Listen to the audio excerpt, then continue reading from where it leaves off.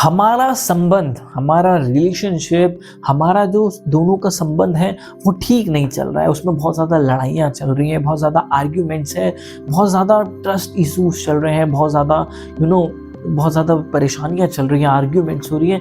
तो क्या तरीका है जिससे मैं अपने संबंध को संभाल पाऊँ, उस व्यक्ति को ठीक रख सकूँ? कैसे मैं अपने इस रिश्ते को संभाल सकता हूँ? कैसे मैं अपनी इस परिस्थिति को, अपने जो सिचुएशंस हैं, जो अपने रिलेशन की जो चीज़ें हैं, उसको कैसे मैं ठीक कर सकता हूँ या ठीक कर सकती हूँ?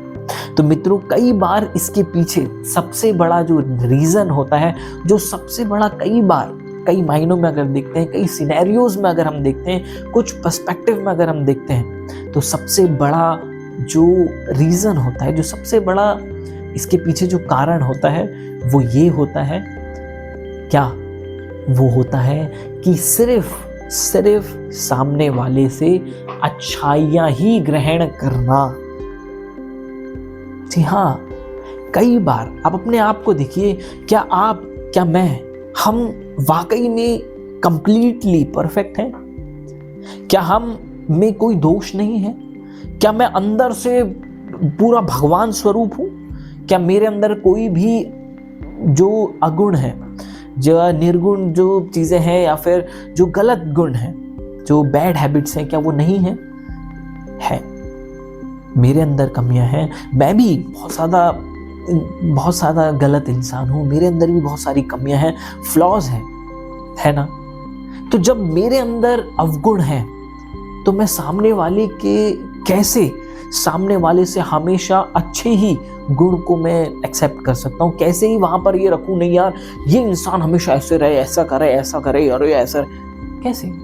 और यही कई बार हमारे संबंध में सबसे बड़ा माथाखोरी का जो ये विषय होता है, वो यही होता है कि जहां हमें एक्सेप्टेंस देना चाहिए कि सामने वाले के हमें जो गुण हैं उसको हमने स्वीकार करा, जो केवल जो अच्छाइयां हैं उसकी हमने तो ग्रहण करी, हाँ भाई ये अच्छा है, इस चीज में अच्छा है, ये अच्छा है, लेकिन जो उसमें अवगुण है वो कौन स्वीकार करेगा? है? अगर आपने खाना बनाया, कोई भोजन बनाया, उसमें जो स्वादिष्ट चीज थी वो तो आप खा गए, और बचा कुछ आपने कहा कि ये बाकी लोग खाएंगे, तो ये क्या सही बात है? नहीं ना। क्यों? क्योंकि हम अपने आप को सही, बिल्कुल एक आइडियल स्टेज पे सोचते हैं कि हम तो ससुरा हम हैं। जैसे रावण था ना, कि हम ब्रह्मास्मि भैया, मैं ही सब हूँ, और वही उसके दुख का, उसके जो पराजय है, जो उसकी जय अजय हुई, उसके सबसे बड़ा रीजन ही वही था। अगर वो मानता कि नहीं भाई, मैं सिर्फ यूनिवर्स के आगे एक छोटा सा हिस्सा हूँ, मैं सभी विकारों से युक्त है, मेरे अंदर भी बहुत सारी कमियां हैं, सामने वाला कितना अच्छा है, उसके अंदर इतनी सारी गुण हैं, उसके मेरे अंदर इतने सारे अवगुण होने के बावजूद भी ये जो स्त्री थी, जो ये मेरी पार्टनर है, या जो मेरा साथी है, इसने मुझे एक्सेप्ट किया। जो मेरा ये पार्टनर है, ये जानकर के भी कि मेरे अंदर बहुत सारी कमियां हैं, दिक्कतें हैं, प्रॉब्लम्स है, उसके बाद भी आज वो मेरे साथ खड़ा है या खड़ी है, तो यार मुझे वैल्यू करना चाहिए। क्यों हम अपने अंदर ये नहीं लाते? क्यों हम ये नहीं सोचते कि दुनिया में कोई भी परफेक्ट नहीं है? परफेक्ट अगर है तो वो केवल आपकी बुद्धि, और उसके द्वारा ही आप ये सोच सकते हैं कि हाँ, कि भाई अगर अच्छाई है तो बुराई भी होगी।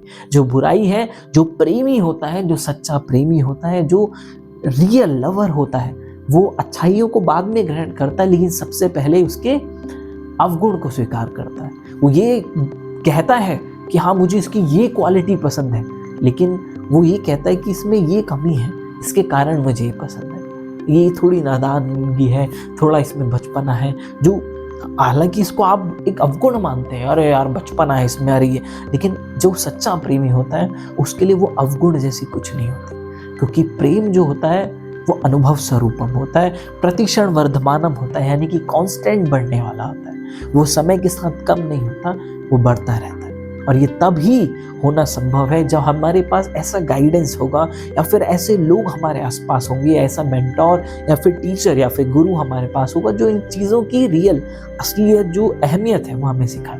और अक्सर हमारे जीवन में ऐसा कोई नहीं होता, जिसके कारण जो सोशल कंडीशनिंग से हम देख रहे होते हैं, या जो अपने मन, जो सेल्फ ईगो से जो हमारा रिफ्लेक्शन आ रहा होता है, उसी को बस हम बाहर इम्पोज कर देते हैं कि यार शायद ये ऐसा है, इस वजह से है, इसमें ये कमियां हैं। और यही कारण होता है कि जब ये आप करते हो तो ये आपका ईगो ईगो रिफ्लेक्ट करता है, जिसके कारण सामने वाला भी जो शायद झुक सकता है, लेकिन अब वो कहता है मैं भी नहीं झुकूंगा, मैं भी नहीं झुकूंगी। जब ये इंसान को यही लगता है कि मैं आई एम द परफेक्ट, ये है, तो सामने मित्रों चाहे कोई भी हो, वो इंसान पागल हो ही जाता है। वो कहता है भैया अब नहीं, और वो बिल्कुल फिर हार मान लेता है। वो कहता अब नहीं झुकेंगे।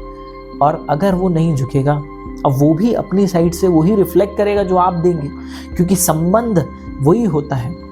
प्रेम में ही नहीं, अदर एस्पेक्ट से भी बात करें और एंगल से भी अगर हम कहें, जो आप देते हैं वही आप पाते हैं। कहते हैं कि प्रेम देना ही प्रेम पाने की विधि है।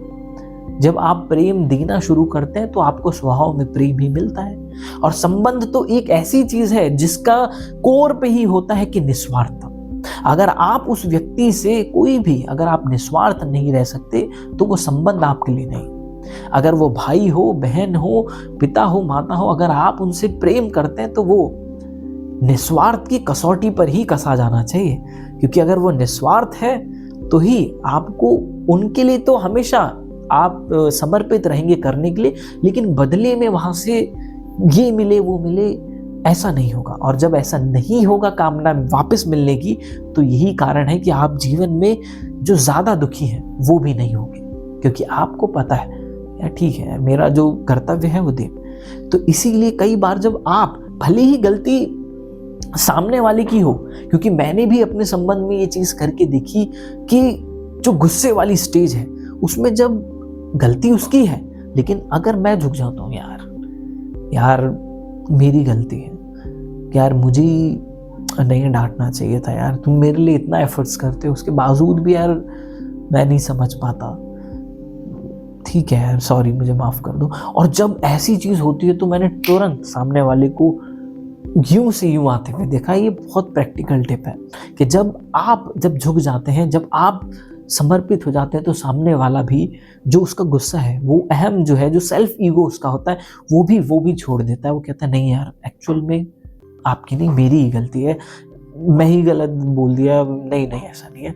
और वो तुरंत लड़ाई वाला सिनेरियो एकदम प्यार में बदल जाता है, क्योंकि वो जो जिससे आप लड़ रहे हैं, बहस कर रहे हैं, वही आपका अपना है, जो आपकी भी। अब जब आप उसके आगे झुक जाते हैं तो वो भी अपना अहम भाव, जो सेल्फ ईगो है, उसको छोड़ देता है और वो भी आपके लिए समर्पित हो जाता है। तो अक्सर कई बार हमारे दुख का यही कारण होता है कि हम अपने संबंध में केवल सामने वाले के गुण ही ग्रहण करना चाहते हैं, लेकिन उसके अवगुण ग्रहण नहीं करना चाहते। हम चाहते हैं इसका मीठा वाली चीज जो है, मिठास हम खा ले, लेकिन जो उसका खटास है, जो उसका खट्टापन है, वो कोई और देखे, वो अपना खत्म कर दे। और जो कि नहीं मित्रों, अगर समुद्र मंथन भी हुआ ना, तो सबसे पहले जो निकला वही था विष, उसके बाद निकला अमृत। तो इसीलिए अगर कोई इंसान से आप चाहते हो कि उसके जीवन में उससे जो है अमृत हमेशा आपको मिलता रहे, उसके द्वारा, उसके माध्यम से आपको संबंध में एक अच्छा रिश्ता बना रहे, तो उसमें आपको ये अपना जो नज़रिया है कि जो अवगुण है उसको एक्सेप्ट करना चाहिए। और अगर आप उस व्यक्ति से, उस इंसान से हृदय से भावपूर्ण यदि आपको लगाव है, सच्चा प्रेम आप वास्तविकता में करते हैं, तो आपको वो अवगुण नहीं, वो गुण ही नजर आएंगे। तो इसीलिए इस चीज़ को ज़रूर अपने जीवन में अप्लाई करें, आपका संबंध निश्चित रूप से अच्छा हो जाएगा। तो ये वीडियो आपको कैसी लगी नीचे कमेंट करके ज़रूर बताओ, और इस वीडियो को ज़्यादा से ज़्यादा लोगों तक शेयर करो। और यदि आपने अभी तक चैनल को सब्सक्राइब नहीं किया है, चैनल को ज़रूर सब्सक्राइब करें, और अपने साथ जो हमारा जो परिवार है छोटा सा, इसमें आप भी हमारे सदस्य बने। तो मिलते हैं नेक्स्ट वीडियो में। Till then take care.